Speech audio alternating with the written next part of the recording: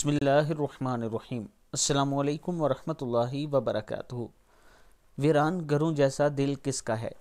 رسول اللہ صلی اللہ علیہ وآلہ وسلم کا یہ فرمان میں آپ دوستوں تک پہنچاؤں گا۔ اس سے پہلے یہ ویڈیو پچھلے رمضان کی ہے کہ آپ دوستوں کے تعاون کی وجہ سے اس طرح ہم نے راشن تقسیم کیا تھا لوگوں میں۔ اس بار بھی ان لوگوں نے رابطہ کیا ہے۔ میں اپنے تمام چاہنے والوں سے گزارش کروں گا کہ یہ میرا واٹس ایپ نمبر ہے، ایزی پیسہ اور جیز کیش اسی نمبر پر موجود ہے۔ آپ دوست اس ماہ بھی تعاون کریں، اس بار بھی تعاون کریں تاکہ رمضان میں ہم ان غریب لوگوں تک راشن پہنچا سکیں، تاکہ وہ بھی رمضان کے روزے آرام اور سکون سے رکھ سکیں اور افطار اور سحری کر سکیں۔ تو شروع کرتے ہیں آج کا لیسن۔ بسم اللہ الرحمن الرحیم۔ حضرت عبداللہ بن عباس رضی اللہ تعالیٰ عنہ فرماتے ہیں کہ حضور اکرم صلی اللہ علیہ وآلہ وسلم نے فرمایا، وہ شخص جس کے دل میں قرآن کریم کا کچھ حصہ بھی نہیں، وہ ویران گھر کی طرح ہے۔ کتاب کا حوالہ یہ نیچے موجود ہے۔